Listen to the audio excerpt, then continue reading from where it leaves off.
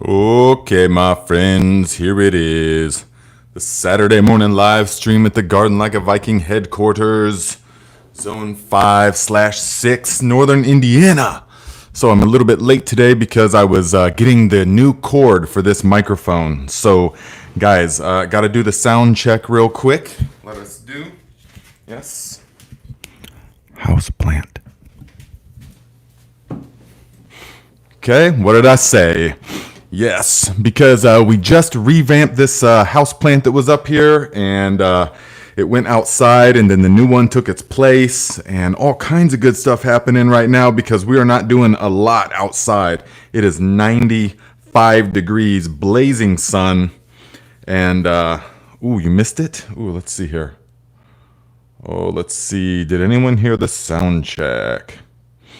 Okay, Justin Millward. Okay, did anyone else hear the sound check? We got to make sure. Let's see. And, ooh, okay, let us make sure that we can hear everything. Is it? Okay, let me do one more time. Okay. Chamomile. Because we're live, there's no other way to do it. I can't test this beforehand or nothing. So we just got to, ooh, okay, let us see here. Okay, good. Yes, got it. Got it. Okay, thank you guys. Thank you guys. Everyone's got it.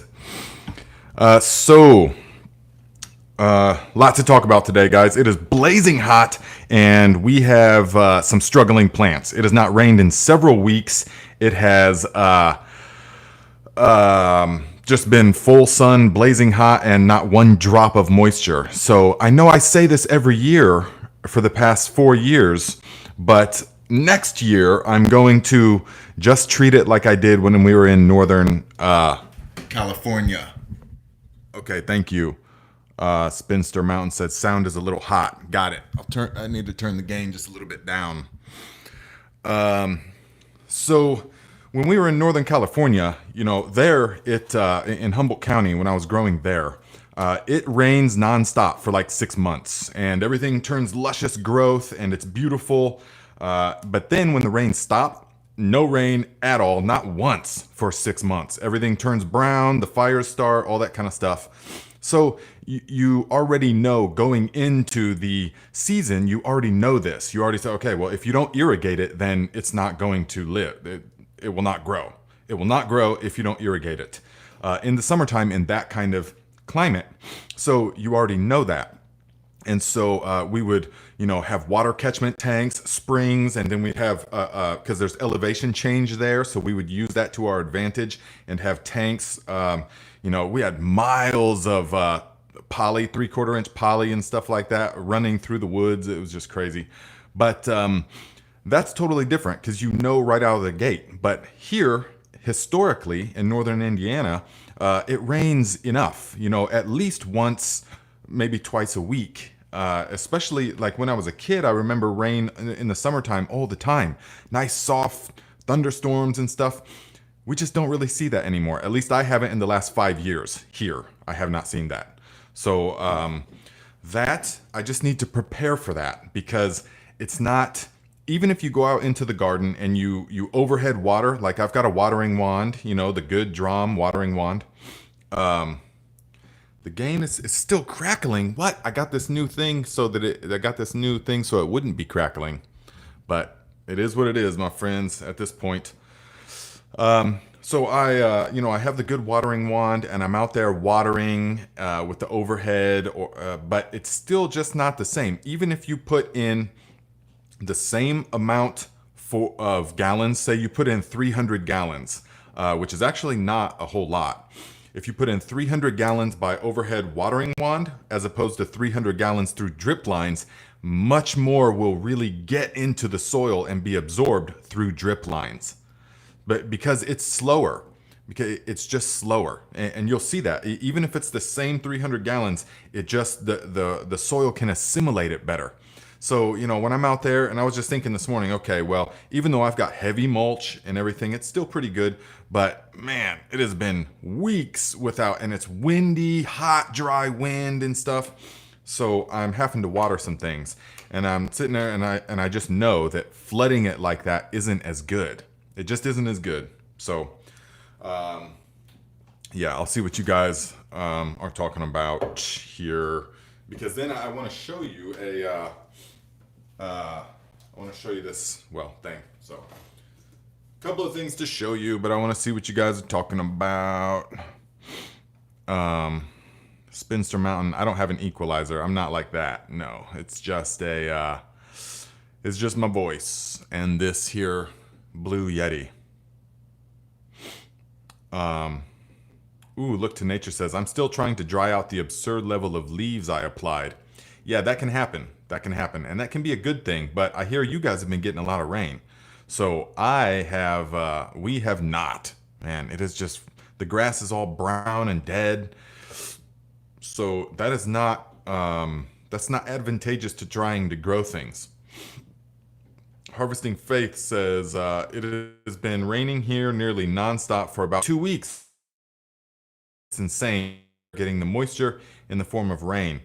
That would be nice. That would be really nice. I used to love the rainy season in Humboldt County because everything just comes back to life. The redwoods are drinking up the stuff, and it's just a rain, and all the ferns explode with growth, and the little waterfalls start flowing again.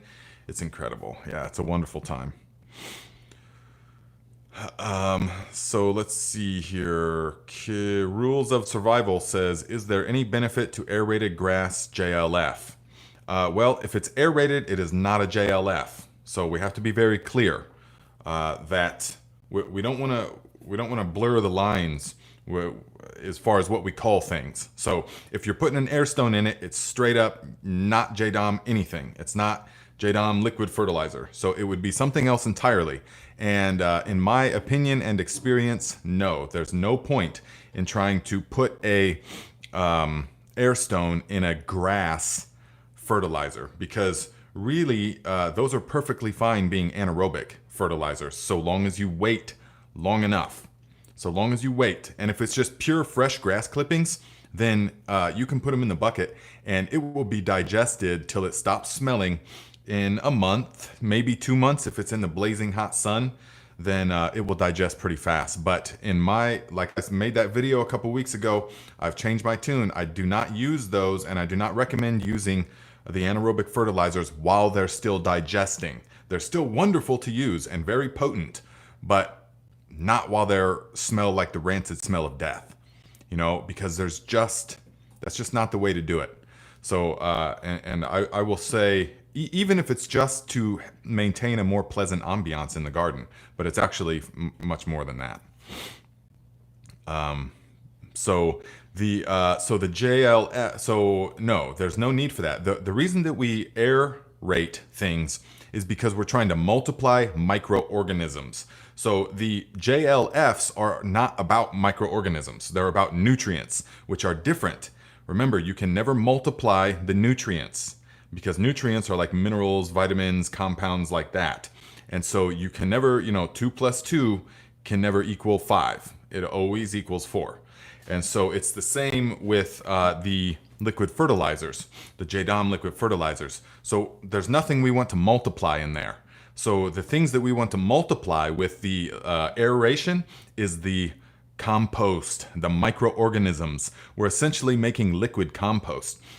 And as you know, really, if you have an awesome compost setting, that you have an awesome compost production. Thank you, Big Wes. Says that's a good clarification. If you have a really on-point compost production system, that's all you need. Good, high-quality compost is all you really need. Now, but most people don't have it to that level, not even close. So what we do is we make liquid compost, essentially, with the microorganisms. And so we can multiply those. Remember, in ideal conditions, that means about 82 degrees Fahrenheit. The microorganisms in the compost tea can double every 20 minutes. And that is an enormous amount of microorganisms. So it essentially becomes like liquid compost, and then we apply it. And you know how good stuff does with compost. So yes, definitely. Really good. So they're two distinctly different things used for different things. Yeah.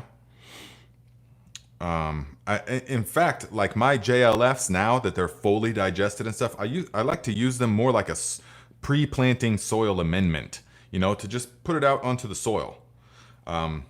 Although, although I am running into the issue of too much organic matter, too fertile of soil now.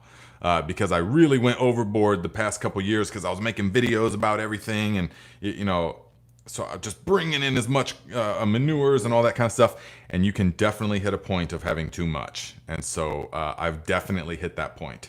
So for me, it is going to be sparingly the Viking nutrients and aerated compost teas. That's it. That's all I'm using anymore. Now, does that mean that's because the other stuff doesn't work? Not at all. Not at all. It's just that for my particular situation at this point, that's the ideal method. Yeah? So yes, it's just so incredibly rich. Danny Broughton says, have you ever used yeast in your garden? As far as adding actual yeast, no, I've not. Although I will be trying a recipe I got from you guys or from the internet somewhere about making the yeast in place of the beer for these slug traps because as many of you know, I don't drink, and so I don't have the beer around, and so I don't want to have to go and buy it just for this purpose. So I would much rather make the yeast, sugar, and there was one other water and something else. So I'm going to try and make that, yes, because these things work awesome, as you saw from my video for those disgusting slugs, enormous fat boy leopard slugs. So that's what I would use it for. Other than that, we don't need to. All right, Mick, have fun in Seattle. Thank you for stopping by. Oh yeah, when you go to the Pacific Northwest and how green everything is, it's unbelievable. So there was what was I gonna say about that? These oh yes, so no, I don't use yeast in the garden in any other way. Now we do use natural yeasts that like in the aerated compost tea, you can tell when it's like really good because it's foaming up and it smells like fresh baked bread. So you can smell the yeast sort of in it. But no, as far as adding additional yeast, I don't.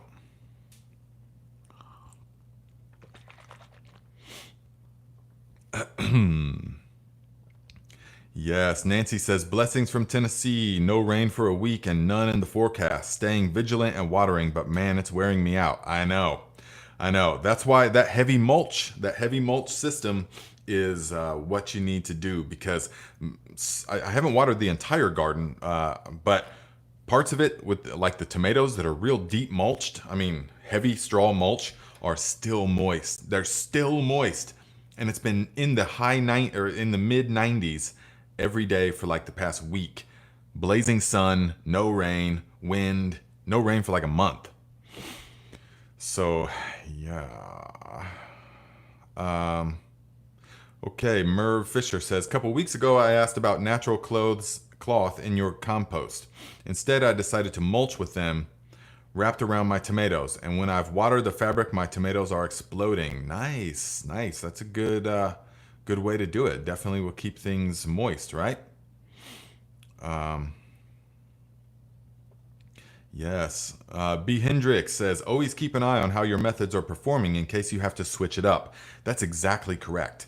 That's why the best gardeners, the best growers are flexible. They're not married to one system. They're not just K&F only. You find this a lot in the natural farming world, in the gardening world as well. I mean, in general, but definitely in the natural farming, it's like, nope, there's K&F all the way, or just JDOM, only this, or just that. That's totally missing out on so much more. And once you're not flexible, then you become rigid, yeah? And then we break. Because when you look at nature, of course, things that are young and fresh and full of life and growing, they are supple and flexible. But when they become old and tired, then they become brittle and stiff. Then they break and die. So it can be the same with our systems. Our systems have to be flexible and they have to be adaptive and flow. And so how do we do that? We have a bunch of different techniques that we learned over the years and that we've implemented and practiced so that we know them. And then we can choose what we want to use based upon the current situation instead of just having one system. Roberta Villea, $10. Thank you very much, my friend. Says, what are your thoughts on using dissolved aspirin, either as a foliar or soil drench, to trigger the tomato plants or any other veggie plants' defenses in order to ward off diseases? Now, you have read that somewhere or what? Because I don't know what in. Okay, a couple of thoughts. Because I've heard of aspirin a lot, but I would not want to use it because it's just, you can't make it. You can't. It's not. It's you might as well just use synthetic chemicals. I mean, because if it's an aspirin, then that is not really what we're trying to do, in my opinion. So aspirin, I've never even wanted to investigate what it does or why, because that's not something that I would even ever do. Now, as far as triggering the plant's defense system, I wonder by what mechanism that would work, actually. By what mechanism would that actually do that? And my initial thought is, if you're using a high quality aerated compost tea from my video, and you're adding things after brewing like the labs, the water soluble calcium, the fish fertilizer, then you're not going to have any need for any of that. Seriously. I know it's not me just saying that, and I'm not selling anything. So it's literally my experience over all the years is that the high quality aerated compost tea is all that is required, because it's all about the microorganisms, all about the microorganisms. I mean, everything comes from and returns to the soil and the microorganisms. Yes. Okay, Roberta says the salicylic acid in the aspirin. Yeah, now you can also get that from the homemade rooting compound. So the willow, which you could still use the willows, use the fresh growing tips of the youngest ones with some of the kelp meal as a growth stimulant. That I would way rather use that than an aspirin, because we know how to, and even if you don't use the kelp, then the willow, and you can make it yourself. So watch my video on the rooting hormone, and that can be added as a general plant boosting tonic. You can add that after the fact to the aerated compost teas. And that really is the key. That will be everything that you need, because it's all about having the widest diversity of microorganisms possible. That is what it is all about, because everything depends upon the microorganisms. The plants for the food, the way that they regulate their pH. You don't have to worry when you're chemical farming, Miracle Grow More, and industrial ag farming. You have to worry about pH, because you've taken away the plant's natural ability to regulate the pH itself in the rhizosphere, which is the area directly around the roots, which is all that actually matters for the uptake of nutrients. It doesn't matter what the pH is 10 feet away or even 5 feet away from the plant roots. It only matters what it is in the rhizosphere area, because that's where they will draw up the nutrients. And so with chemical farming, you have to test the pH and all that kind of stuff and add things to adjust it. But with natural farming, with the way of the land, you don't even have to think. You never think about pH, ever. I used to test pH all the time, because I was on the pH train. Well, the first thing you got to do is get a soil test, determine your pH, and then start adjusting. The pH and then the nutrients, because things are only available in a certain pH range. Otherwise, the nutrients are present in the soil, but they can't be uptaken by the plant. Now, I know all this. I understand all this perfectly. I was on that train for a long time, until over the years I came into the direct understanding through experience that the plant regulates all this. The intelligence of the plant is so far beyond the human mind that it's laughable. And so the plant, for the most part, especially well, only if you are natural farming with microorganisms, you don't have to worry about that because the plant will know exactly how to adjust it itself based upon what exudates it wants to feed those microorganisms to attract those particular microorganisms. So that's just one example. That's just one example, okay, of why we, why I forget why I got on that rant, but anyways. So yes, that is my opinion on that because the microorganisms is all that we need. The um, the plant will be able to do the rest. Yes. Mr. Miles says, I thought it was the willow bark you wanted. No, the willow bark is not really going to do anything for us. We want the growing tips, just the tips of the growing tips, because that's where the hormones are concentrated. Because the willow is one of the few trees that can, where it touches the ground, it will spring a whole new plant. Super easy. It's super easy to root willows. And so that is one reason why. All right. So yes, watch that video I made. Martin Moore says, smash that like button. Thank you guys. Cowgirl says, great job explaining the relationship with the plant and microbiology. Oh yes, you're welcome. And I was about to go way more in depth. I mean, I could talk on that for the whole hour, explaining relationships and all of that kind of stuff. But, you know, little bit at a time, little bit at a time. It's easier to remember that way. Ashley K, $5. Thank you, my friend. Says, basil not growing well with all twan. I have done blood meal once, compost tea 1 to 2 times, and fish fertilizer. Suggestions? Less mulch too. Okay, so thank you for the contribution. And the basil's not growing well. Okay, basil, post some pictures of where you're growing it and to the Discord chat under garden pictures, and then tag me in it. All right, so that I can see, because basil is one of the plants that it likes the blazing sun. I mean, it can do okay in other places, but basil really likes it hot. So it needs to be in the full sun. It needs to be hot, and it needs to be high nutrients and high water. That's how I can get 4 full cuttings from this basil that I have out here. So I have in 15-gallon pots some soilless growing medium, basically the peat moss and perlite with the Viking nutrients.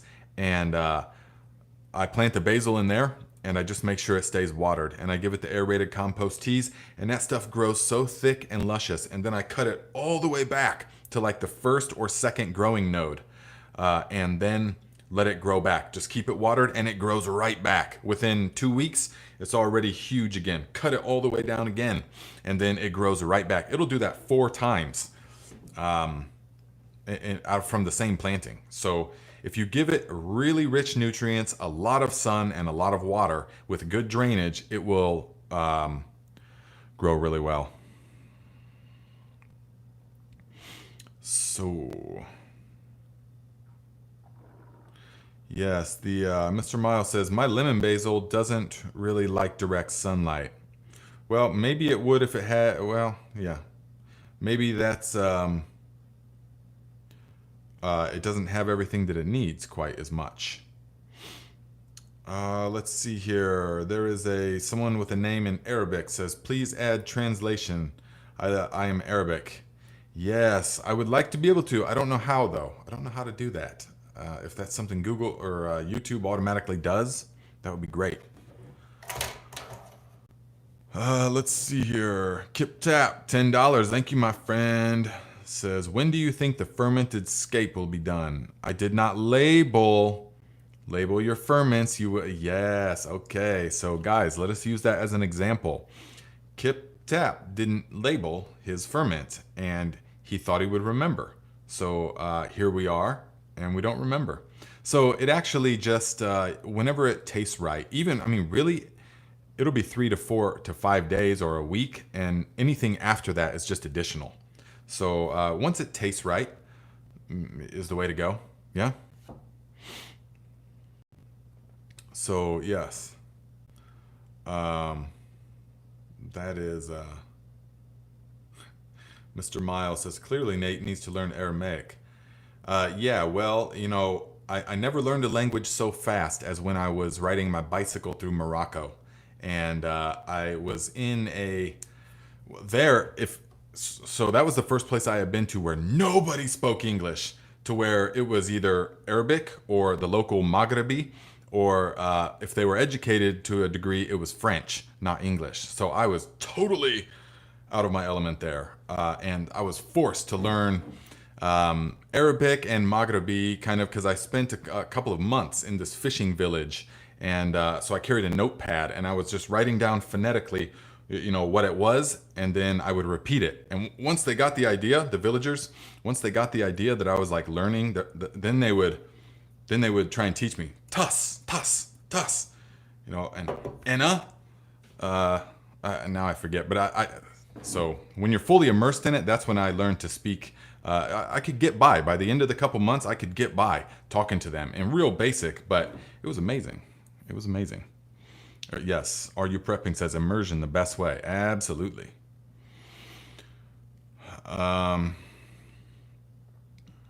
Okay, Signal Law says Basil in 100+ degrees wilts in the sun here in Fort Worth, Texas. Okay, well that's a different ball game. That's a different ball game.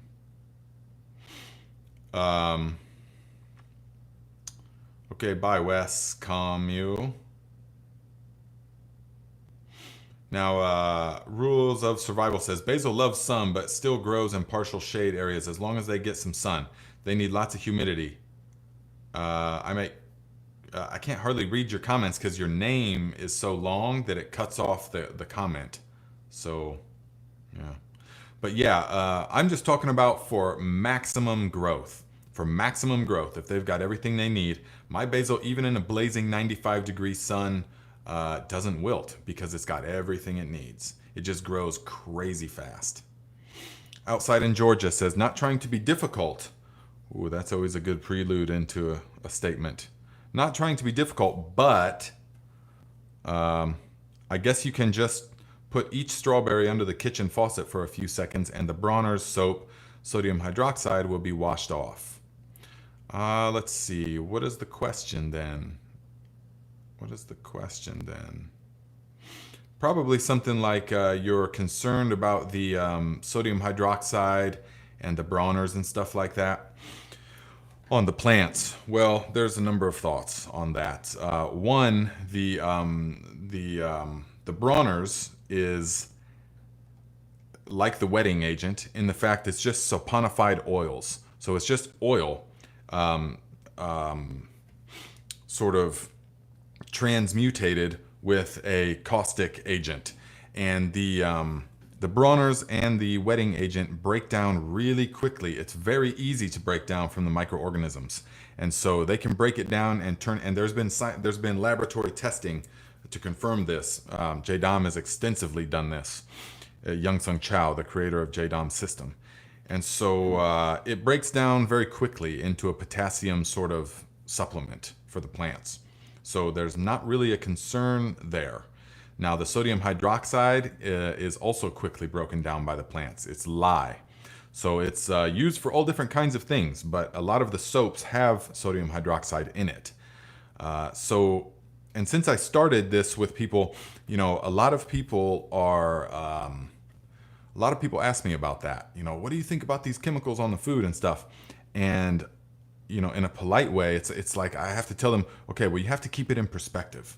You have to keep it in perspective because if you do even a small amount of research into what they put on the food, then it would absolutely floor you. It would just blow your mind away.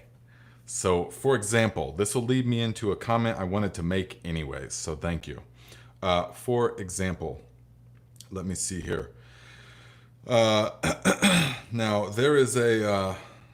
Okay, so guys, if you just look up, and I did and then took a screenshot. So if you just look up, for example, what herbicides are used, just herbicides, what herbicides are used to grow wheat? Okay, wheat, which is in so many things, almost everything. All right, and there's 16 different herbicides that come up immediately, and they're all gnarly chemicals. Okay, so and if you just read, and you can read about each chemical, and I've done this over the years for so many things. Yes, Outside in Georgia says, I get that they put nasty stuff in the food. I just know nothing currently about sodium hydroxide. Yes, so learn about it. And I'm just using this as a cue to go on to another thing. So I'm not worried about it, and I know that it rinses right off, and it's not a concern at all to me. So, and I'm very, very much so a stickler about organic stuff. So, listen to this though, guys. Okay, so they're just describing one of the things. If you just look up what herbicides are used in wheat or what chemicals are used in corn production, and then it will go down a rabbit hole that will just blow your mind. So they were talking about this one herbicide, selective. And it's describing it. Such and such selective herbicide. It is applied pre-plant, incorporated, pre-emergence, at cracking, and post-emergence. Well, pre-plant incorporated. Okay, so 4 times. This compound controls weeds by reducing the levels of 3 branch-chain aliphatic amino acids, isoleucine and valine, through the inhibition of acetohydroxyacid synthase, an enzyme common to the biosynthetic pathway for these amino acids. This inhibition causes a disruption in protein synthesis, which in turn leads to an interference in DNA synthesis and cell growth. Okay? Leads to a disruption in protein synthesis and an interference in DNA and cell growth. Okay? So it is, and we are spraying this on the food. Okay? And I don't care the people that say, well, guys, it doesn't harm humans. It just operates that way on plants. I don't care. I don't care what you say about that. I don't care what kind of scientific study you want to show me. Any gnarly chemical that is it works by inhibition, causes a disruption in protein synthesis and an interference in DNA synthesis and cell growth. Well, I wonder why everyone's getting so sick. I wonder why there's all these cancers and all these new mental autism and all this other stuff.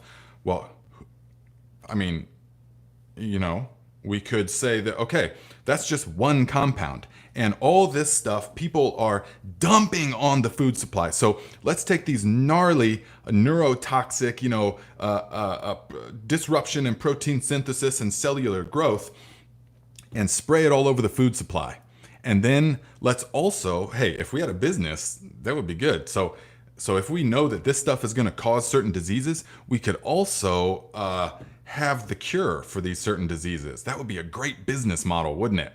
Because we could sell the sickness and the cure for the sickness, all of it. And if our buddies in the medical industry, you know what I'm talking about, guys. So it all goes hand in hand. So once you start seeing it, then you only need to see a certain amount. You don't need to sit there and just go down the rabbit hole all the time, over and over and over.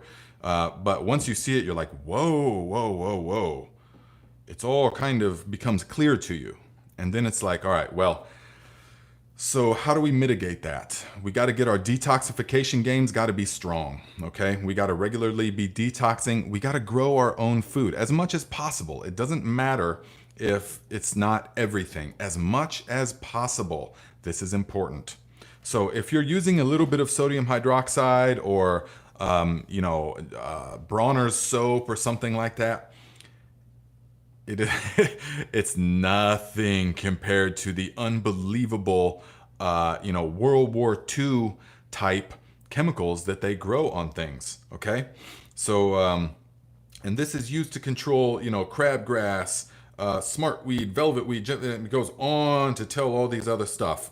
Trade names are Contour, Hammer, Overtop, Passport, Pivot, Pursuit, Pursuit Plus, and Resolve. So that's just one of a number of things that they do. So that is my rant about that. Yes, and so that is why you want to stay out of that whole thing. You want to stay out of the toxic food industry. That will help you stay out of the medical industry, and then that will help you stay out of the whole charade. The whole charade. So there's that, guys. And So there was a when I started that rant, there was a donation up here. Yes, Taylor Reindl, $20. Thank you, my friend. Says thanks for the wealth of knowledge. You are changing the world one garden and mind at a time. Thank you very much for the contribution, my friend, and for the positive energy. Definitely, yes, yes, yes. And this is really the point of it all. Is what we just talked about here. Is seeing the relationship between what I put in my mouth and my experience of life, and to see that it is of utmost importance what we consume. That determines our experience.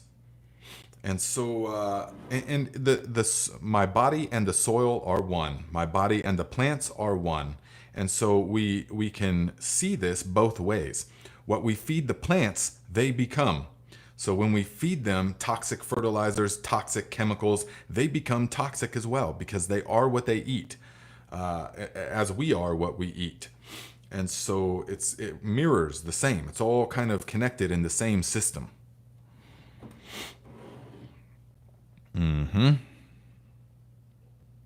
Oh man, Muddy Paws says, yeah, Dr. Barbara O'Neill has a whole lecture on the hormone imbalances created by the food chemicals. Man, that's the number one problem. Well, I say that about a lot of things. That's one of the number one problems of our time is hormone disruption. Hormone disruption. Those chemicals we talked about, untold effects, okay? I mean, things that we're just now beginning to understand. And to say, okay, well, there's endocrine disruptors. And so what do? There's these chemicals that mimic hormones, such as testosterone, androgen, and the dopamines, and all these other things that our body needs. So we have receptors. We have sites in our cells that receive these hormones, this testosterone, for example, because that's really relevant to men and women. But it's the same with estrogen chemicals. So we have these receptors that receive the compounds, and but they have to have an open receptor. If the receptor is not open, then nothing can be received. And so these endocrine disruptors, you'll hear that a lot now, endocrine disruptors, they will mimic the hormone and they will fill that receptor site so that the real actual testosterone or the real actual estrogen or many different hormones can't be received by the body. And so it short circuits the whole confuses everything. So that's what that is. Okay. So yes, Big West says we need one of these chats now and then to align our axis with our force. Sorry, peeps with questions. Yeah, guys, sometimes we just have to, this is a flow of consciousness. Okay, so it's a flow of consciousness, and whatever feels relevant at the moment to say, that's what we're gonna say. That's what we're gonna talk about. Okay, because it's all tied together. That's the whole Viking philosophy. It's all tied together. It's not just about how to grow tomatoes. That's just one aspect, that you also have to understand how to cook and eat those in a way that maintains their nutritional viability. You also have to learn how to grow those in a way that is nourishing and nutrient dense. But you also have to, and to do that, you have to understand why you're doing all of it. Yes, it's all tied together. So. Big Will Dog says, Nate, you're reminding me of my conversations with my shrink. Yes, definitely. Oh, we could get very deep. I've studied, human psychology for a long time. So let's see. Let's see some questions that I've been missing. But can you guys hold for just one moment? I got to go and get my teacup, okay?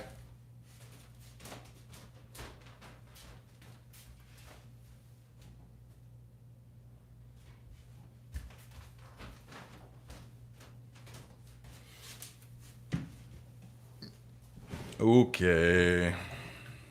Had to get that tea. And if you notice, see, I'm wearing my uniform shirt. Guys, I highly recommend. These are the Wranglers, just the classic Wrangler cowboy cut or whatever. And it helps me working out in the sun. It's awesome. I highly recommend these things.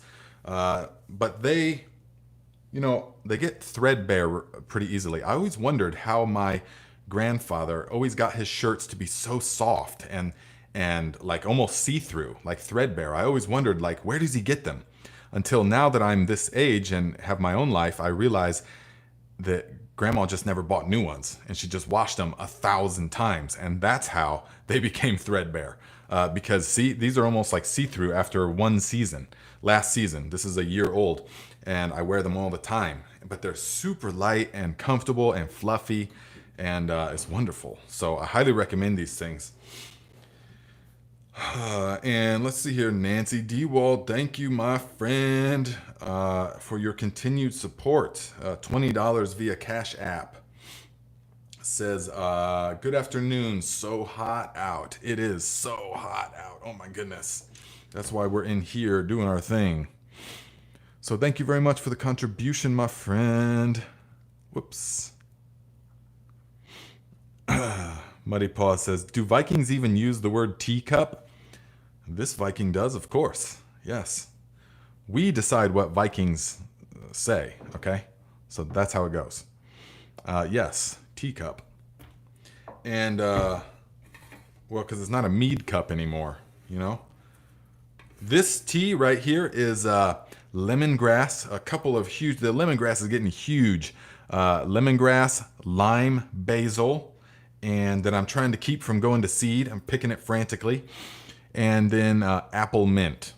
Super delicious. The essence of summer.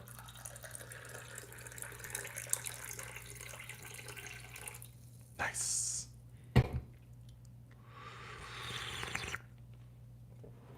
Mom Computer says, Nate, this heat wave is ridiculous. I even piled mulch up around my lower half, almost to my waist, and I'm still hot. Ooh, good one. You're still hot. I should use that one. That's right. If you watch my tomato video short, I buried myself in mulch as well.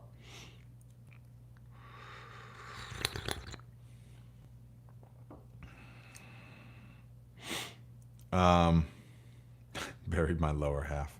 So DTVDR says, Nate, do you know about a farmer, Rick Clark from Indiana? He is engaged in organic, no-till, without herbicides or mineral fertilizers. He uses only cover crops and grazing. No, I'm not aware of Rick Clark, but I am aware of several people that are in that sort of movement and that are doing that sort of thing, which is absolutely wonderful. So we talked last week or a couple of weeks ago about the how it is my opinion and my experience that they will not be able to convert this type of farming to regenerative or organic farming in any way. It has to get back to much more people growing food on a much smaller scale. Much smaller scale. I don't care how much regenerative, whatever you have, you're not doing the 700 acres like out here with just one family like they do now. You know, one family does 1,000 acres, or these guys out here do 2,000 and 3,000 acres, and they're just one family. You know, and because they just have these machines and they use these chemicals. Without those guys, it's not about, a lot of people will say, well, the way they're going to do it is cover crops and grazing. And again, I'm just using this as a point, a talking point. But they'll say cover crops and grazing, and that's wonderful. Those are good things. That's going to restore the land. That's definitely, and we need to raise the meat for sure. And that's good for pastures, definitely. But for other food growing, like vegetables, you know, all the other type of vegetable growing, then that's, you know, it's not about the fertility of the land is not going to be the biggest problem. The biggest problem is going to be the weeds, the system with which we're growing. Without these herbicides, the dozens that I just described, just one of several dozen commercial herbicides. Without those, you're not going to be able to grow in that system. You can't just have acres and acres. I mean, what is the farmer going to do? It's like, okay, hey, Mom, and grab Ethel, and why don't you guys get out there and start weeding that 500 acres where you go and start pulling them weeds. And Ethel looks out the window and just sees as far, all the way to the horizon. She sees just a field of weeds and stuff. Oh, yeah, you're going to get out there and start pulling it? No, it's not going to work like that. So we have to come up with other ways, and the other ways are the old ways. And I learned these ways traveling the world, seeing how villagers are still implementing this stuff, still doing it. They are, everyone farms. Everyone farms. So let's see. Oh, yes. Another Val. Thank you very much, my friend. $10 via PayPal. Says, garlic harvest was great this year. Thank you. Took the boards off the onions. Do I cover with mulch? Should I knock down the little berm? Will the bulbs pop up eventually? When you remove the grass clippings, or when you remove the boards, immediately put grass clippings. And if you water a few times, that berm will knock down. You don't have to, don't worry about knocking down that berm.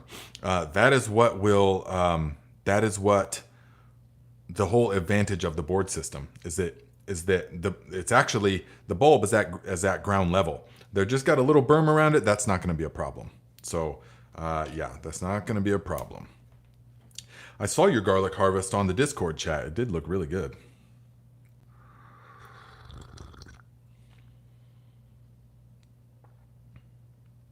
Kenny Green says, so you're against printed meat? LOL. Unbelievable. Yeah, guys. No, make no mistake. The foundation of my diet is meat. Red meat. All the time. Almost every day. I eat red meat. But I also eat tons of homegrown stuff with the seasons. I eat potatoes all winter long. Potatoes multiple times a week. Sweet potatoes multiple times a week. Beans, squash, all of which I grow myself. But also the meat, definitely. And then in the summertime, we're still eating the meat, but we supplement with way more less starchy things and more vegetables. We're constantly having greens, sautéed collard greens. We're having salads with arugula. We're having stir fries with so many different kinds of peppers. You know, we're over rice. You know, we don't grow the rice here, but all the veggies and stuff, we're growing all that stuff out back with huge amounts of nutrients in there. And so you want to gorge yourself on what is available this season. Yeah. So the storage crops are great for overwinter and stuff, but while the leafy greens are here, you want to eat them, man. While the chive blossoms are here, you want to eat them. While the peas were here, although the heat pretty much knocked them out, you want to eat those peas while they're here. So we were having stir fries like every day, every other day. Yeah. Because now they're gone. So for like the 2 weeks in the springtime that the peas are here, gorge yourself on them. And then you don't get any more until the fall time when they come. They're much better anyways in the fall time, peas are. So that's how we like to eat. That's how we do it. Nancy Cagle, I would not allow the garlic to have any direct sunlight. No. Taylor Reindl says, how do you eat arugula salad? Pretty simple. You know, the simplest way is arugula, shaved Parmesan, salt, pepper, and a dressing of equal parts fresh squeezed lemon juice and olive oil. That's the easiest way. Super delicious. Some pine nuts if you have them, left over from making your basil pesto. Yeah. That's the way. But then you can get much more complicated. But what I just described is like the classic way. Easy. Yeah. And that's a good way to do it. Definitely. Mad Dog says, remind me when you start fall peas. Yeah, here we're going to start them August 1st. We're going to plant them. August 1st, pretty much. So we, here is, okay, let me get to this one real quick, and then I'm going to, okay, Gary Smith, $30. Thank you very much, Gary. Says, just checked on first batch of fish amino acids. It's working, but some of the fish is starting to be exposed. Is this okay? All right. We're going to get to that in just a moment because I want to finish this thought. So this year, okay, we have the peas going right now. They were the Mammoth Melting Sugar, which were really nice. They were, yes, Pop Perm, these are 100% cotton, of course. The peas were really nice. The Mammoth Melting Sugar peas, they were good for stir frying. They got a little bit fibrous though, but the heat came. and it became so hot. Peas don't like that heat.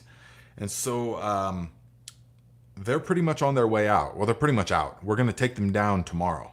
And now we didn't get a chance to plant cucumbers up in there while the peas were still growing because the timing just didn't work out that way this year.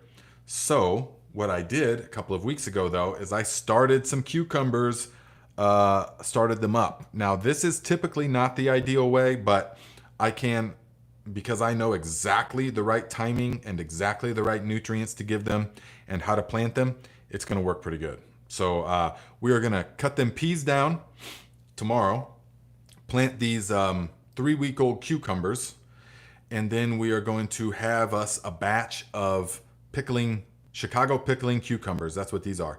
Chicago pickling cucumbers. We're going to have those for making pickles. And then they are going to sort of tire out and catch diseases. Cucumbers just do that. They just catch diseases and stuff like that after a certain amount of time. So we're going to pull those up and then replant peas. Now, we are probably going to plant the peas while the cucumbers are still growing.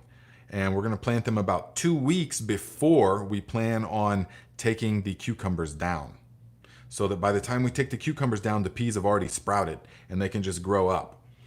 So we'll probably plant these the last week of July, first week of August, give or take.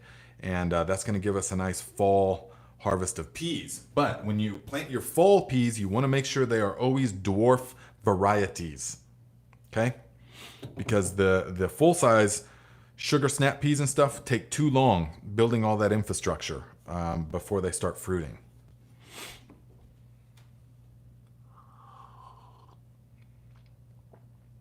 So Gary Smith, so he said, so thank you for the $30 via PayPal, and says, just checked his first batch of fish amino acids. It's working, but some of the fish is starting to be exposed. Is this okay? Yes, it is natural. This is natural. You can stir it up a little bit if you like.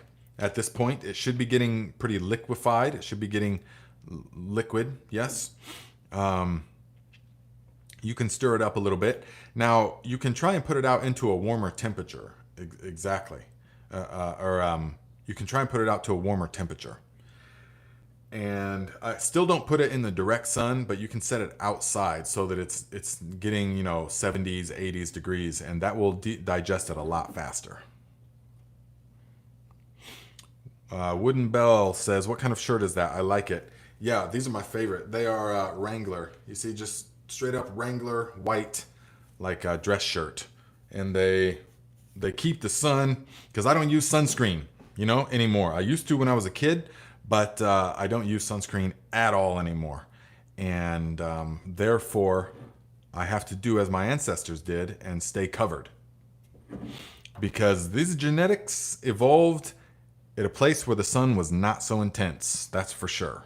Because there is no pigmentation to help protect from the sun.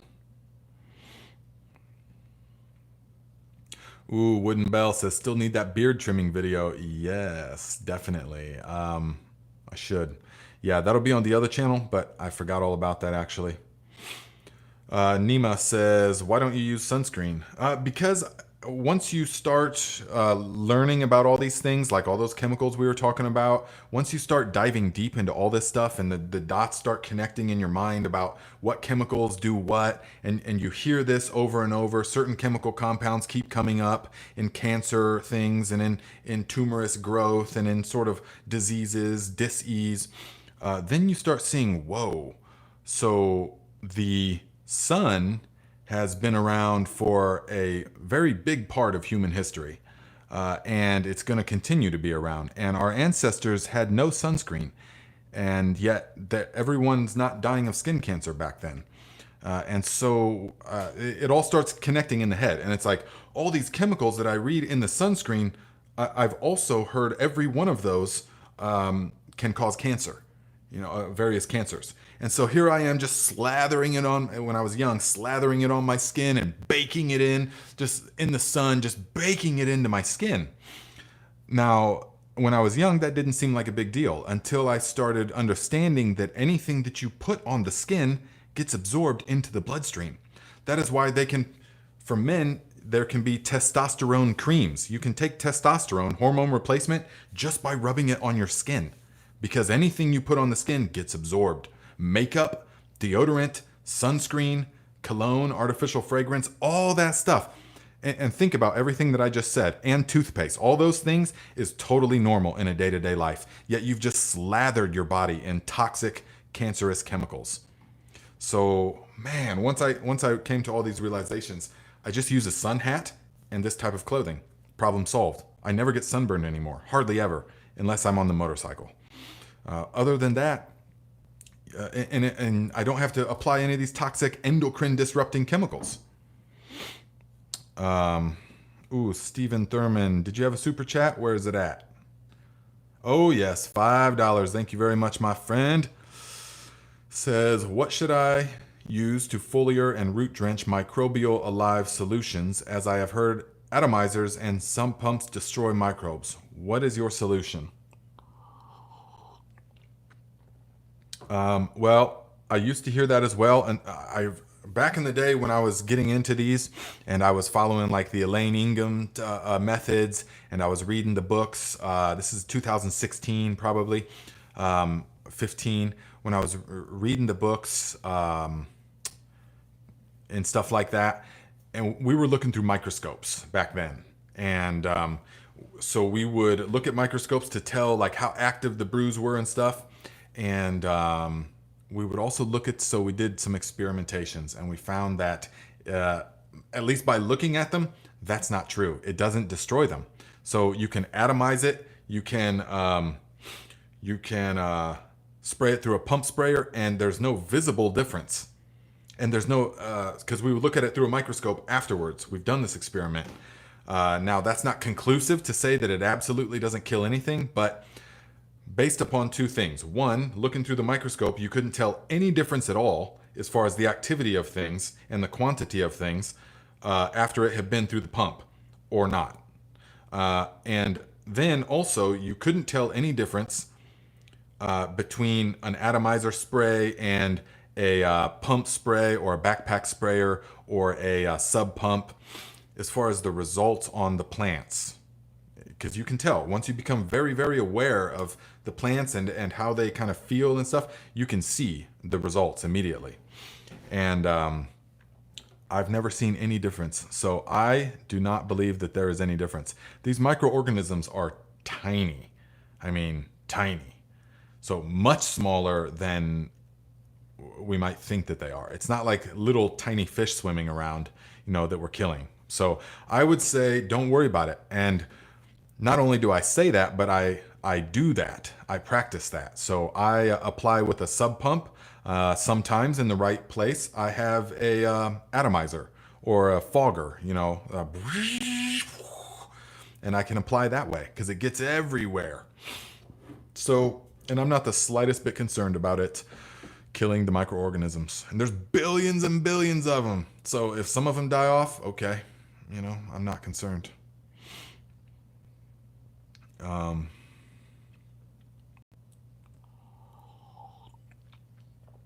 Dorothy Fu says, Nate, can I add labs to the fish amino acids to speed up the process? You don't want to do that. I know it's tempting, but you don't want to do that. If you need something fast, make the fish hydrolysate.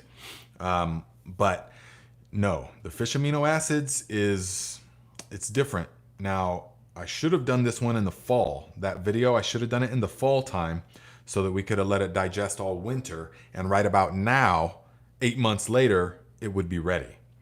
But it creates the finest. So just let it go. Just let it go. And I get the question a lot, and I shouldn't even have put it in the video, about sprinkling some of the high quality leaf mold on top, because now everyone thinks that that's a requisite, but it's not. It's just in the K&F tradition, they sprinkle IMO on it. But in my experience, leaf mold is absolutely every bit as good as IMO. Better, in my opinion. Because it's in its natural form. It's like totally natural form. It's like a vitamin or something as opposed to the whole food, So, yeah. Big Will Dog. If a fish can make it through a dam spillway, microbes can survive a sprayer. Yeah, I mean, they're super tiny. They're super, super tiny. Mountainside Homestead says, is there a difference between kelp granular and the kelp meal when it comes to the compost tea? Kelp granular and the kelp meal. I would have to see exactly. Is it pelletized, the granular, or must be pelletized? There wouldn't really be that much of a difference. Whichever one, you want to make sure that its kelp meal is typically produced without heat. You don't want any heat applied to it, yeah?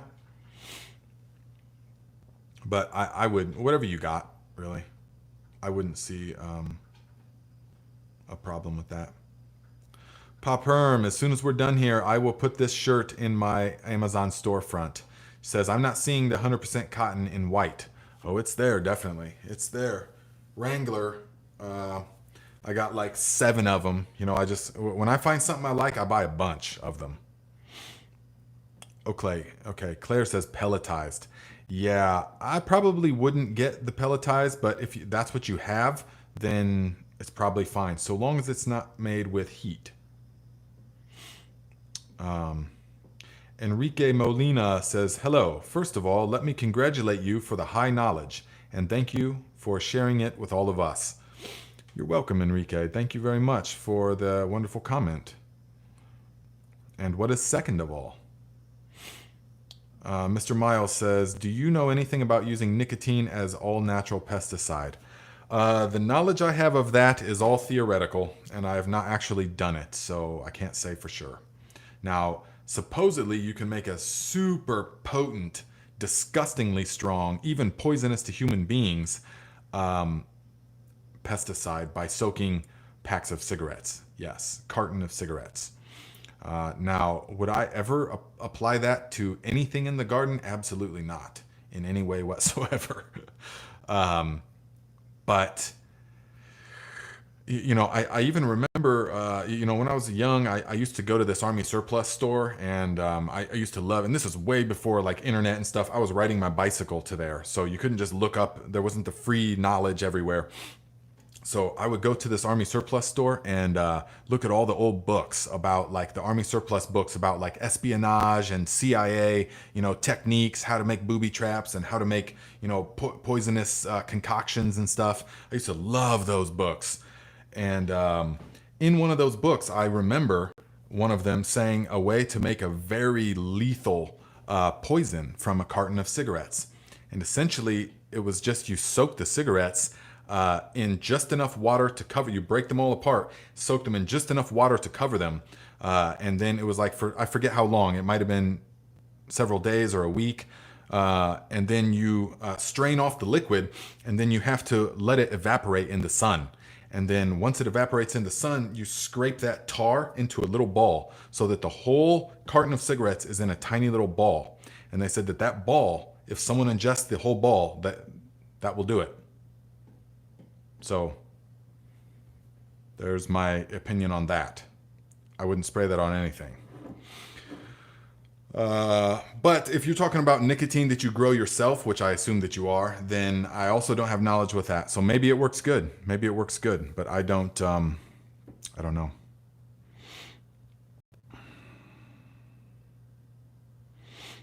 So, Cowgirl in Arizona says, nicotine will kill your garden. Yeah, I just stay away from any of those kind of stuff. I've learned over the years, man, stay away from anything like that. You just don't need it. Don't even be growing the nicotine plant. Why? I mean, just playing with it. Why?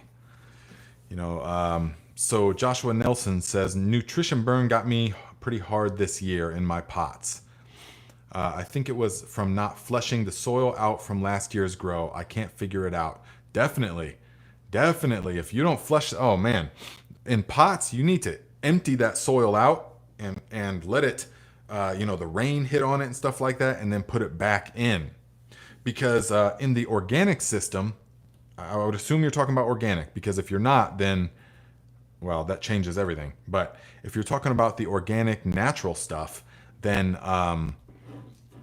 it is very unlikely it's nutrient burn. It's much more unlikely that it's inability to assimilate the waste product of the plants and the microorganisms. That's more so what needs to be flushed out. So it's very unlikely that you've had too much nutrients in an organic way. But it is very likely that the waste product built up to a toxic degree. Yeah.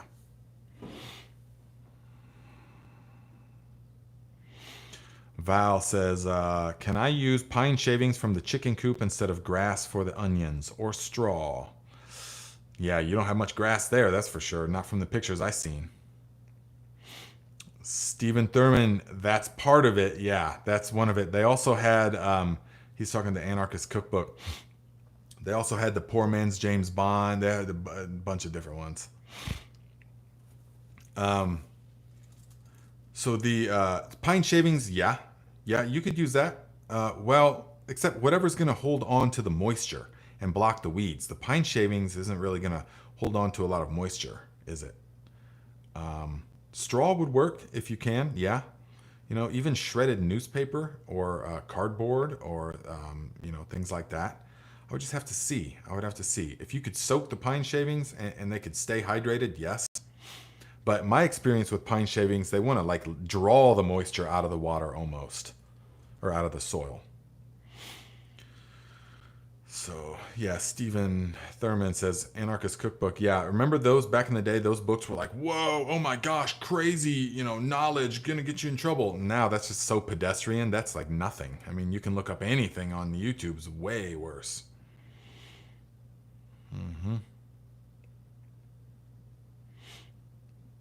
Big Wheel Dog. That's right. Sorry, I probably hit a nerve when I was talking about nicotine. Sorry.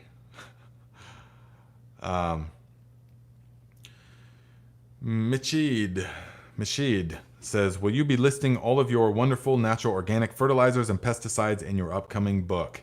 Pretty much. All the ones that really matter. Not all, because there's like 30 videos on that, but the main ones that matter the most and that are the most effective. Yes, because it's all about keeping it simplified.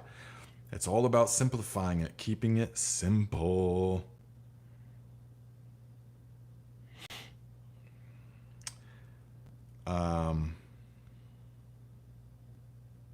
Yes, Martin Moore says Wrangler men's sport western basic 2-pocket long sleeve snap shirt. My friends, that's right. That's what this is.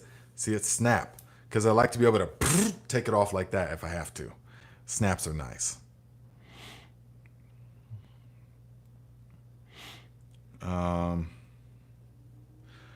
Grant says, garlic concern. Harvest is upcoming. I'm about 2 weeks behind you, but right now we are getting a lot of rain, flood warnings, etc. Man, that'd be nice. Can garlic handle too much water a few weeks before harvest? Well, what are you going to do? I mean, see, we had a really, really wet early spring where it rained like every other day, and it was cool and wet for a long time, and my garlic kind of got hit, so it'll turn yellow and stuff. So yes, garlic roots can definitely drown, but I wouldn't worry too much about it because what are you going to do? I think it's better to harvest on time than it is to pull it too early because you're concerned about the water. Yeah, I would wait until the earliest possible time, but the right time. Don't harvest too early just because you're afraid of the rain. Michelle Law says, we are expecting 2 inches an hour of rain later in Iowa. Got my pots tarped already. Man, that'd be nice.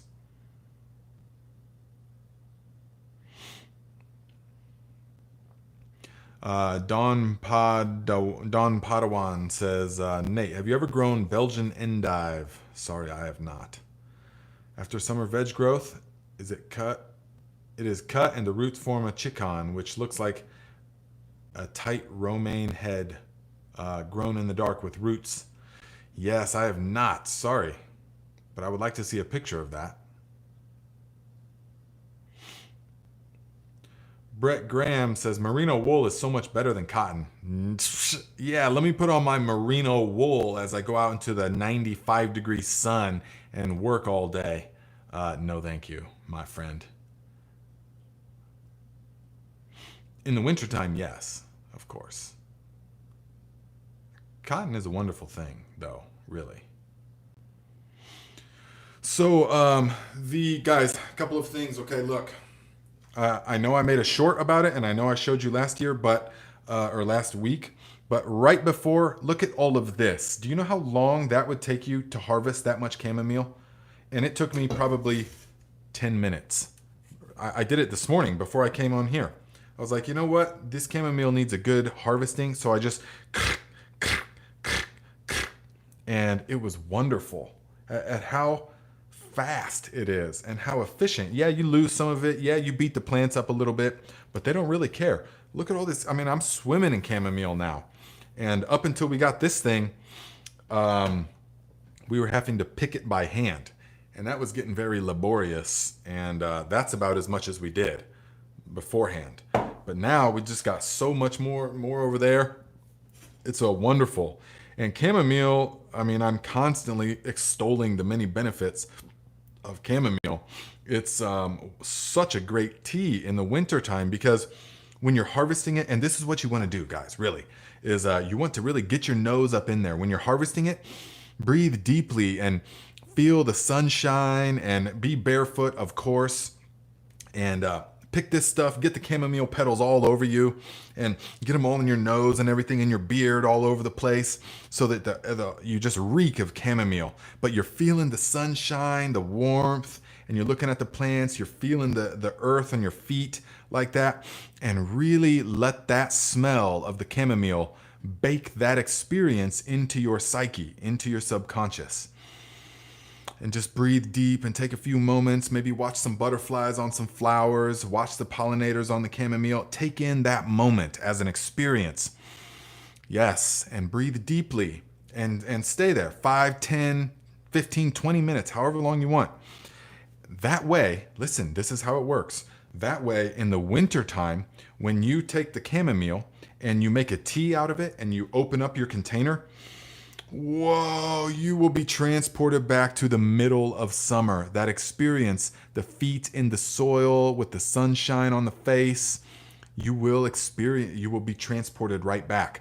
But you've got to link the two together. You have to link it together, all right? Not just the smell of chamomile will do that unless you have a memory linked to it. So you can do that with just a couple times of harvesting the chamomile. You can link that memory. And it is a wonderful thing because then in the wintertime, whoa, that's why when you see me all winter long, I'll show you guys it. I'll go like that and go, whoa, because I'm super linked up to the chamomile. Oh yeah, let's see. Brian says you sent me a question about tea on the PayPal. Let's see here. I guess you did. Thank you for reminding me. Brian, thank you, $5. Says, Nate, tea question. Do you muddle your herb and lemongrass before you steep it? Thank you, my Viking friend. Muddle. You mean like pound it up or something in a mortar and pestle? No, I've not had the need to do that because it is, I just don't need to because this stuff is already super potent. Now, I definitely could. But it's already really nice and fresh tasting. So, that would probably be a better idea, actually. That would probably be better to do that with the mortar and pestle. To give it a few pounds to unlock the essential oils and stuff. That would actually probably be the best way.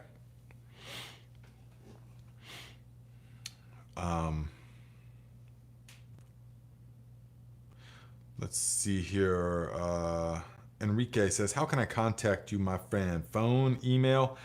You can do email. You can also do Instagram and tag me or DM me. But email is good, gardenlikeaviking@gmail. And, I get a lot of emails, though. So sometimes it gets lost in the noise. If you don't hear back from me in a couple days, just email me again. You're not bothering me. It doesn't matter. It's not a problem. I just, my emails get blown up. All my social stuff gets blown up. I mean, and talking from a person that just a handful of years ago was living in the mountains and didn't have any access to the internet and was not on I didn't sign into social media at all for like 4 years. And so now I'm back here like professional social media person, and it's just me. You know, I don't have like a team of people and stuff like that. So, yeah.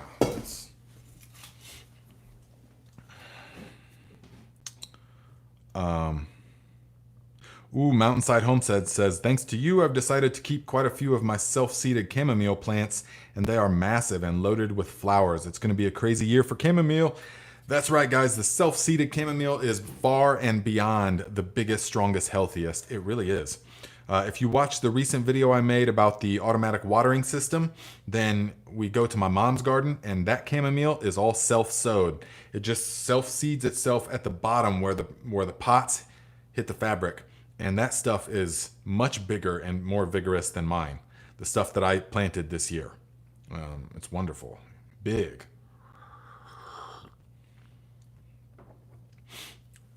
Look at this, guys. Look at this. Do you know what that is? Do you know what that is? This is an onion from last year. I still have about a dozen of them in the basement that are rock hard. If you could feel this right now, it's rock hard. This thing is perfectly fresh. Onion. Yellow of Parma. Also, the New York Early will do that. But that is what I'm talking about. Now, so many people are like, when they saw them, mostly on Instagram, you get a lot of ridiculous comments and stuff. But people are like, who wants to tell this guy that he harvested his onions too early? You got to wait till their necks are falling down. Well, okay, a keyboard warrior probably read that from a bunch of different sources and stuff. And so he wants to regurgitate that and say, well, you got to wait until the necks are falling down. Okay, well, why is that? And how has that been true in your experience? Have you done it both ways over all the years that you've been growing onions, and you know for sure that that's the way? No, of course not. He just read that somewhere, or he heard that somewhere. But you actually, for best storage life, you want to wait until just one or two of them start falling over. That means the whole crop is ready to go. You don't, if you wait until they're falling over, then, and I even did this last year to show you guys, if you wait till they're all falling over, they're not going to store nearly as long. They just don't store as long. So it's, this is how you get it until just a few of them start falling over, and then you want to harvest them. I never, now for several years, I did cut the tops off to try to get them, you know, to grow bigger bulbs. I never do that anymore. I never trim the onion tops, nothing, especially now that the solstice is yesterday, I think. So now the onions are going to gradually, over the next few days and week, they're going to sense the plateau in the days getting longer, and they're going to sense them getting shorter. Among other things, the UVB spectrum of the light is transitioning and everything. So they're going to stop, and you'll see this. They're going to stop so much over the next week and 2 weeks. They're going to transition. It's not like a one day on, then off. But over the next 2 weeks, they're going to transition from foliar growth to bulb production. And you're going to see them bulbs swell up. So in about 4 weeks, we'll be harvesting these things. And they'll be full size, 4 to 5 weeks from now, give or take. So that's my advice over the years, is that you don't actually want to. So the Brian Arie says, reading the comments and not losing your mind, you're a better man than me. Guys, that's a skill you have to learn. That's a skill that you have to learn, definitely. But you know what makes it easy is that I have total control of my mind now these days through all the practices, so I can choose what I want to focus on. And so, and I also know the way the energy works. So you will experience what you focus on. And so at first, a lot of people, you know, it's like human nature to focus on those couple people that are saying, you know, hurtful or gnarly things like that. You kind of focus on that. Oh yeah, and then you get frustrated and stuff. But I choose not to, because what makes it easy is that there is hundreds and actually thousands of other comments that are wonderful and beautiful and helpful and inspirational and all of that. And so instead, you just focus on that. And there's a couple fools that don't, they're just fools. And so that's not what we need to focus on. So that's how I do it. Yeah. That's how I do it.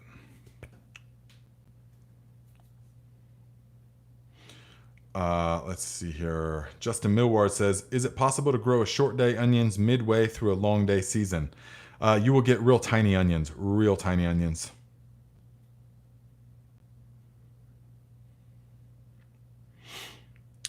Zebra PT says, hitting 105 Fahrenheit today. My garden looks better than ever. Thanks, Nate. Yes, good job. Let's see some pictures on the Viking Discord chat, yeah? That's a caramel apple. Yeah, nope.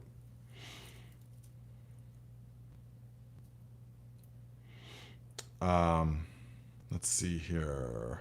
Yes, this is a long day onion, definitely. Mr. Miles says, I assume Nate never feels the need to dry his onions for extended shelf life. What do you mean dry them? Do you mean cure them? Because I definitely cure them, of course. But are you talking about like dehydrate them? Never.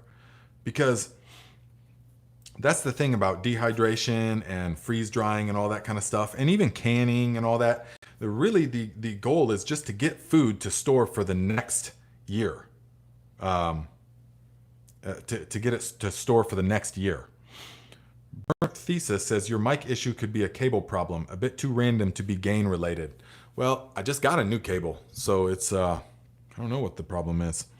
I mean, I literally just today got a brand new cable for this. But yes, okay, Mr. Miles was talking about dehydrating, and that's, I'm really only about storing stuff till the next growing season, because that's all the longer it really needs to be.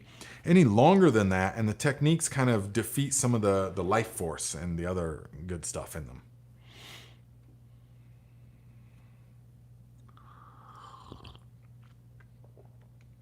Donald Hughes says, sweet potatoes last year. Vines were crazy. No sweet potatoes, all compost. Fisher planted in just soil from the woods. Yes, yes. This year you should get a better harvest, definitely.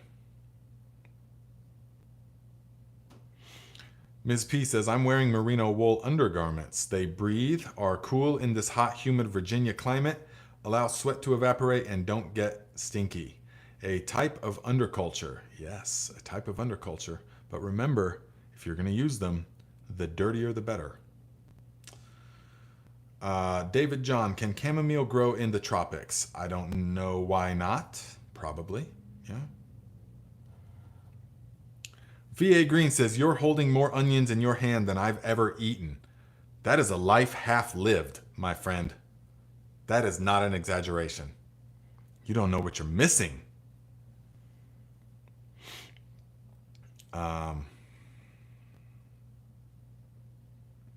Growman88 says, hi, I made Jadam microbial solution per your video. Thanks.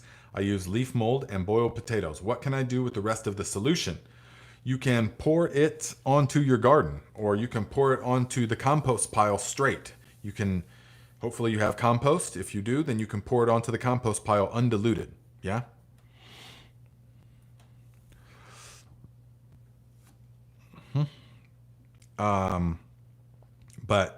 Yeah, that's what, and you can pour it into the ground undiluted if there's no plants in there. All right. Mr. Miles says, I hear bamboo breathes better than cotton and is more absorbent, but I've never tested it. Yeah, I used to buy real expensive stuff like that. Bamboo and some other natural ingredients stuff, but real expensive. But then I found that I like to just stick with cotton, but then replace it often. That's what I like to do. I don't like to be nursing the same pair for months or years, Pam says, question. Last year I grew chamomile. I bought plants from a nursery.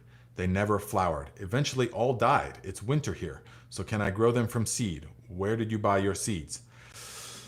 I don't know where I got them many years ago, but the chamomile is very easy to self-seed and very easy to grow. That's why I'm kind of shocked I'm getting so many questions on chamomile, because it is actually extremely easy to grow. Well, you can grow it over the wintertime. You're in South Africa, so you could grow it over the wintertime. It's very, very cold hardy. I mean, down to like -20 Fahrenheit. So you can definitely do that. Mike C, there's a link in the description of this video to get to the Discord chat. You can just click and get into it. It's free. And so the chamomile, what I do is I just take it and like one flower like this, and I will just sprinkle it around and then water it in. You don't bury them, you just sprinkle it. And not all, they need the light to germinate, I think. In my experience, they do. So just sprinkle tons and tons of them. A good way to do chamomile, because it transplants so easily, take a 10 by 20 tray, fill it with good quality soil, some compost, and then my mom knows I'm doing the live stream, and she texts me right in the middle. And then take the 10 by 20 tray and just sprinkle a bunch of the chamomile. I mean, I'm talking, because in nature, it's a numbers game. So they don't. So they put down thousands of seeds in hopes that just a couple of the plants survive. Yeah. So you can just grind up a whole bunch and just dust that whole thing with it. Water it in there, and some of those will grow. Yes. Don't be trying to like take your tweezers and take one chamomile seed, which is like the size of dust, and put it into your soil block, and then another chamomile seed and put it into your soil block, and then go, I don't know why it didn't sprout. No, you need to like hundreds or thousands of chamomile seeds, sprinkle it all over the place.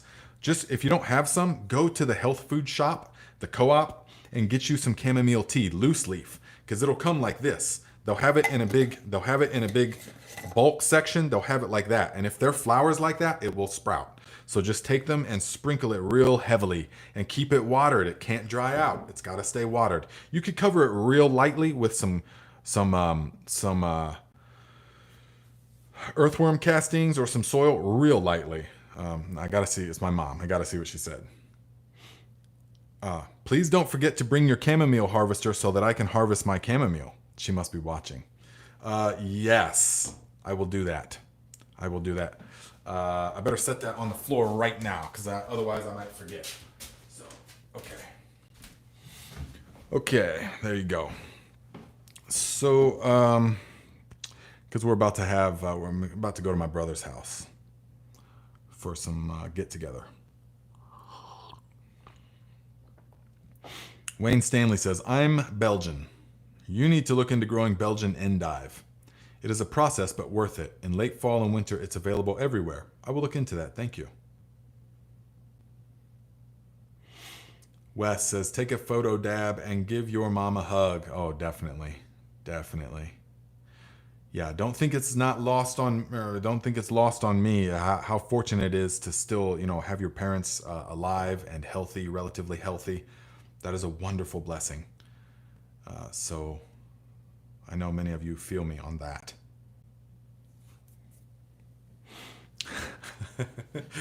VA Green, quit causing problems, Mom. Yeah, come on, Mom, stay out of my room. Cowgirl says, what kind of chamomile did you plant? German or something else? Now, I don't really know. I don't really know. Over the years, it's sort of morphed into something else. It's the smaller one, definitely. But it's so flavorful. Wes says, what is get together? I've not eaten that before. Oh yeah, we're going to get together and eat.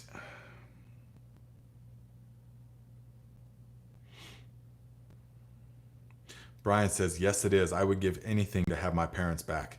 I feel that. I know that's the truth. I know that's the truth. Yes. Yes, Mr. Miles says, I lost my mother last year. It is a blessing to have them around. Sometimes you don't realize what you have until you lose it. Yes, yes. That's why I feel so fortunate that I do realize what I have without having to lose it. So it's so you make those kind of things a priority in your life while you can. So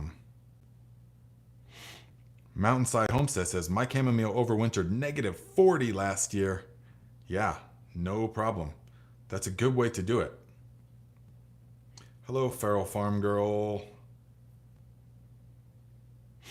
Jamie Glasgow says, I have access to cardboard and shredded paper. What are your thoughts on laying cardboard down and then shredded paper on top? I can't get wood mulch right now. I would do it the other way. Shredded paper? How much shredded paper are you talking about? That seems like it would blow around a lot. I would put shredded paper down and then the cardboard on top to hold it all in, and then a few rocks on top of the cardboard. Yeah.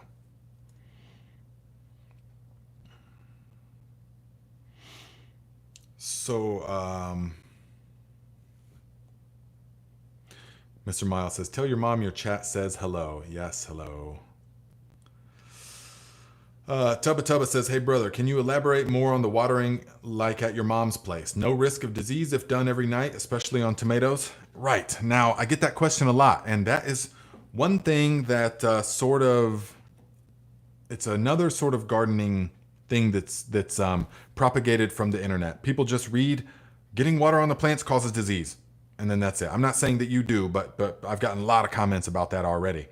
And the thing is that, well, one, obviously rain gets on the leaves. So water on the leaves itself is not an issue. What can be an issue is if you are in a really humid place that gets a lot of rain or that doesn't dry out, in which case, why are you watering? You don't need to water. The only reason that we're even watering there is because they are in huge fabric grow pots that will dry out in one day. In this blazing sun with the wind and stuff, they will dry out in one day if we don't water them. So that's why we water in the evening time, so that it has all night for the plant to soak it up before the blazing sun comes out and dries everything else out again. So if there was any danger of them getting powdery mildew or getting diseases from being too wet all the time, then we wouldn't even be watering. So you have to understand, the overhead watering thing probably comes from people that were not doing it right. That probably comes from people that were watering plants that did not need watered. And so waterlogging the root zone, waterlogging, or using the wrong kind of thing, just unhealthy plants. It could be a various number of things. But here in this setting, we want to water it in the evening so that it can absorb all night.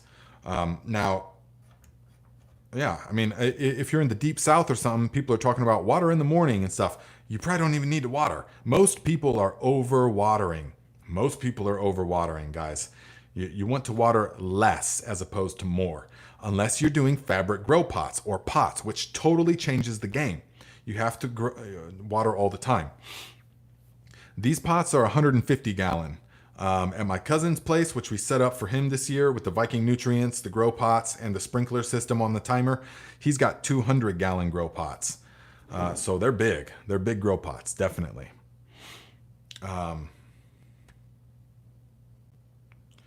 Alex Coonan says grow bags suck. They don't have to, my friend. They definitely can. Naturally by Darlek. Okay, go into the description of this video, scroll down, and it will say Viking Discord chat. So just click on that link. It will take you right into it. So yeah, there's no need to be concerned about that. If you're concerned about them being too wet all the time, then you don't even need to water, really. That's what I have to say on that.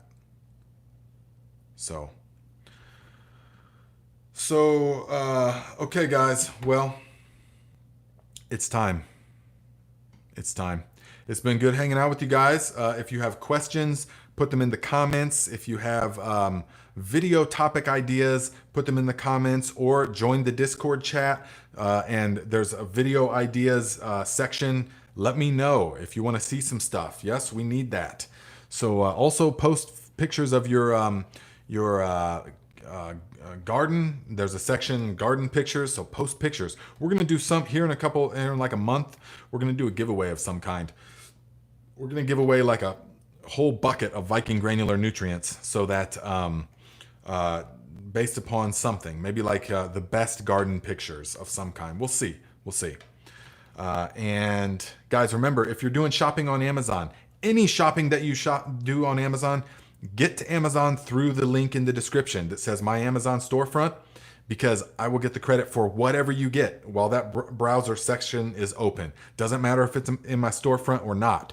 That's the easiest way you can help if you already shop on Amazon. Go to Amazon through that link in the description and then just get whatever you want. Okay? So it's better than Amazon keeping all the money. And we'll see you guys. The Thrive Tribe. We'll see you 10:30 a.m. Eastern time for the Thrive Live. We'll have another good, constructive topic. I'm not sure exactly what it will be, but it will be great. Yes, Val, we will see you Monday. It will be similar to the one last week. If you guys want to know, well, that's a whole different try. It's a whole different thing. So, anyways, thank you guys very much for being here, and we will see you right next Saturday at 12 noon Eastern Time. Check out the links in the description, and that's it. Out.